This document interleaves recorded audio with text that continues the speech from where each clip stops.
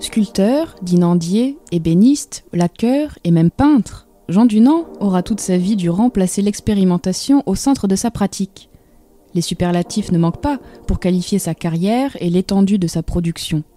Les prix élevés auxquels s'arrachent aujourd'hui encore ses réalisations sur le marché témoignent d'un engouement sur lequel le temps et les modes n'ont pas d'emprise. Retour sur la vie et l'œuvre prolifique d'un artiste pluriel né dans une petite bourgade suisse.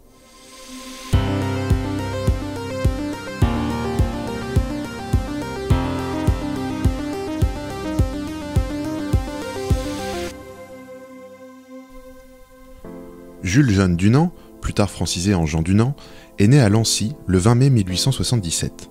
Sa mère décèle très tôt l'attrait artistique de son fils et décide de l'inscrire, en 1891, à l'École des Arts Industriels de Genève.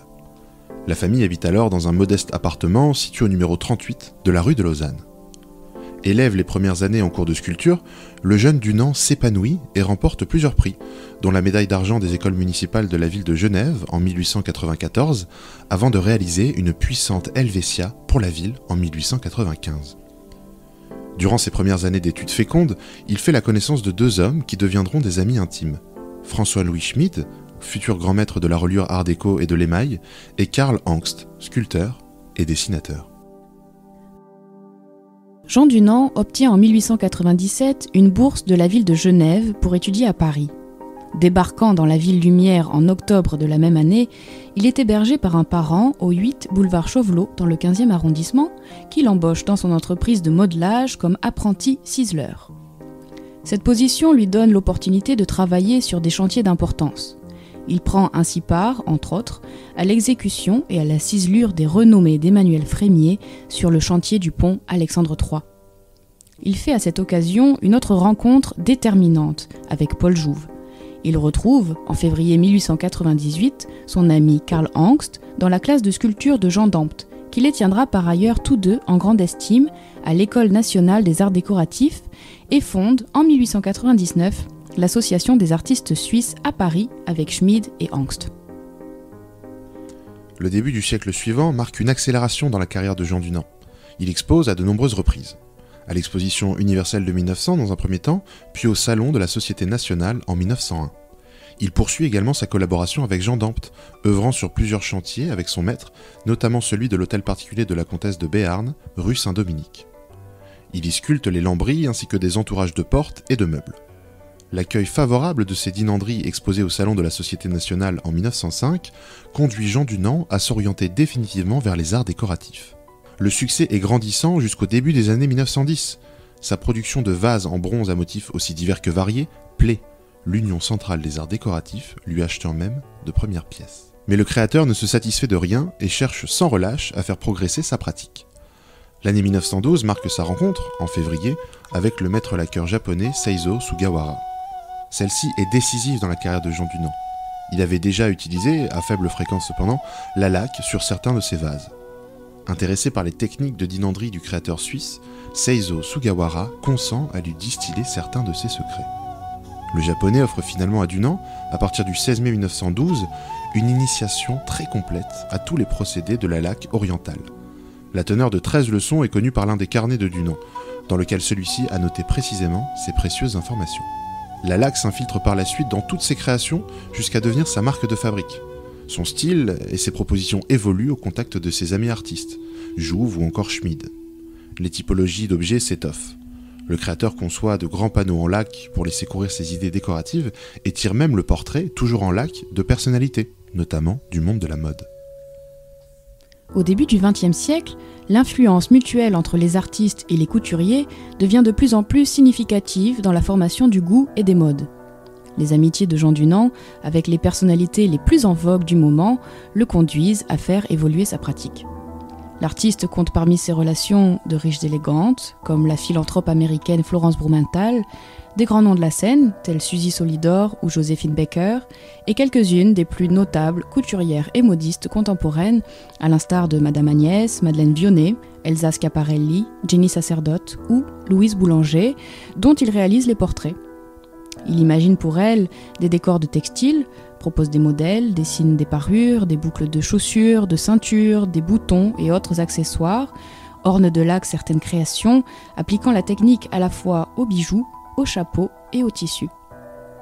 Le 1er mai 1925, on peut lire dans le magazine Vogue la rubrique « L'art décoratif moderne trouve son application dans la mode ». Entre tous les arts appliqués, il n'en est pas de plus influençable que la couture, de plus sensible à toutes les fluctuations artistiques ou économiques d'une époque. Les lignes géométriques de l'art déco influencent les formes de la parure et les couleurs contrastées des compositions décoratives de Dunant s'appliquent naturellement aux créations de mode. Les toilettes des clientes sont enfin complétées par de délicats accessoires, poudriers, boîtes, étuis et miroirs. Mais Jean Dunant ne se contente pas de parer ses dames. Il leur offre un cadre charmant, décoré de nombreux bibelots et de paravents. Son mobilier se retrouve dans les salons de ses amis couturiers Jean-Philippe Worth, Jeanne Lanvin, Madame Vionnet et Madame Agnès. En 1925, cette dernière décore son stand du pavillon de l'élégance avec quelques vases signés Dunant. Le salon, ou studio de Madame Agnès, réunit par ailleurs plusieurs réalisations de l'artiste. Outre ces meubles laqués, le plafond et les murs reçoivent des panneaux de laque d'or, tandis que le portrait de la modiste, réalisé aussi en laque de couleur or et argent sur fond de coquilles d'œufs, veille sur l'ensemble. En 1930, Dunant travaille depuis plusieurs mois déjà à la réalisation de 2 commandes. D'une part, le gouvernement français a sollicité son concours pour la réalisation de décors en vue de la future exposition coloniale de 1931, devant se tenir dans le parc de Vincennes. Le vestibule du Palais permanent des colonies, édifice principal de la manifestation, concentre tout l'intérêt et les efforts de l'artiste. 7 panneaux en laque seront modelés. 4 verticaux représentant des scènes africaines et asiatiques, 2 autres décorés de scènes animalières exotiques et une grande composition figurant 2 éléphants dans un décor de savane. 2 vases monumentaux sur pied en fer forgé, aujourd'hui conservés au musée d'art moderne de la ville de Paris, seront placés de part et d'autre de l'entrée du bâtiment. Les panneaux, aujourd'hui dans les collections du musée du Quai Branly Jacques Chirac, ont quant à eux été déposés au Palais de la Porte Dorée le 1er octobre 2022 et il est heureux de voir ces productions retrouver leur lieu d'origine. En outre, la compagnie Sud-Atlantique lui a commandé une partie de la décoration de ce qui se veut être son nouveau fleuron, le paquebot l'Atlantique. Le milieu du XIXe siècle voit s'établir les premières lignes transatlantiques régulières entre l'Europe et l'Amérique du Nord.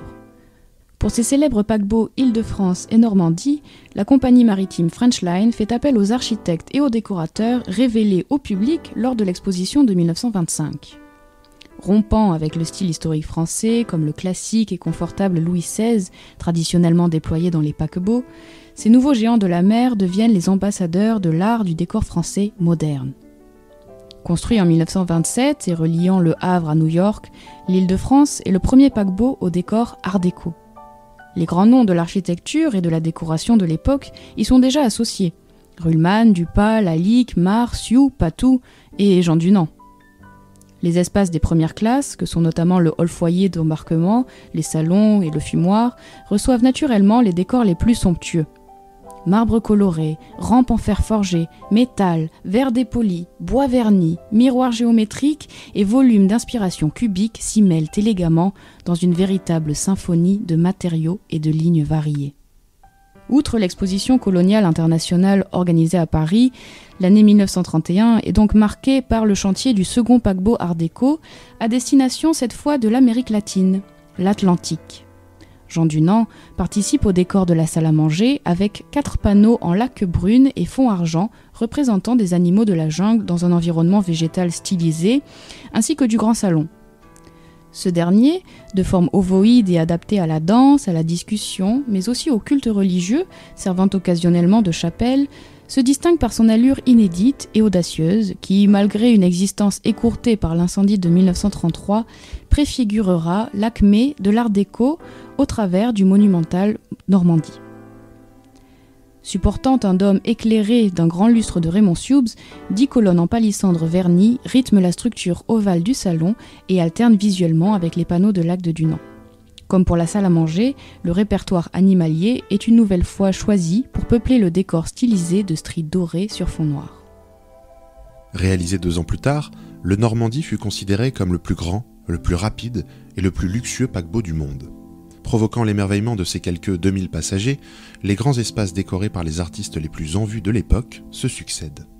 Grand hall foyer, salon de musique et de correspondance, fumoir, jardin d'hiver et salle de spectacle rivalisent de grandeur et de raffinement. Parmi les réalisations les plus exceptionnelles, le grand salon des premières classes reçoit l'œuvre monumentale du peintre Jean Dupas et du maître verrier Jacques-Charles Chapignol. 4 ensembles de 100 panneaux, chacun de verre églomisé, gravé, peint, doré et argenté, contant l'histoire de la navigation. Le grand salon jouxte le salon fumoir. Derrière la paroi coulissante, faisant communiquer les 2 pièces, se cache le chef-d'œuvre de Jean Dunand, Les Jeux et Joies de l'Homme, constituant 5 ensembles décoratifs de 6 mètres de hauteur, exécutés d'après les dessins de Dupas. Au total, ce sont quelques 1078 panneaux de lac juxtaposés, sculptés en bas-relief à la gouge, puis peints et rehaussés de feuilles d'or, représentant la chasse, la pêche, la conquête du cheval, les sports et les vendanges. Difficile d'esquisser un portrait exhaustif de Jean Dunand et de décrire son œuvre en quelques minutes, tant sa vie fut riche de rencontres marquantes, son travail varié, son imagination inépuisable et sa fantaisie sans limite. La monographie, rédigée par Félix Marcillac en 1991, rééditée et mise à jour en 2020 avec l'aide de sa fille, Amélie, elle-même experte en art décoratif du XXe siècle, constitue la somme la plus aboutie sur le créateur. Jean Dunand aura su tirer le meilleur de ses illustres maîtres pour porter l'art de la laque vers un genre nouveau auquel ses successeurs continuent aujourd'hui encore de se référer. En novembre 1931, le journaliste, collectionneur et critique d'art Arsène Alexandre résumait très justement dans un article de la Renaissance « Jean Dunand a commencé avec modestie, créé avec persévérance et abouti avec ampleur. »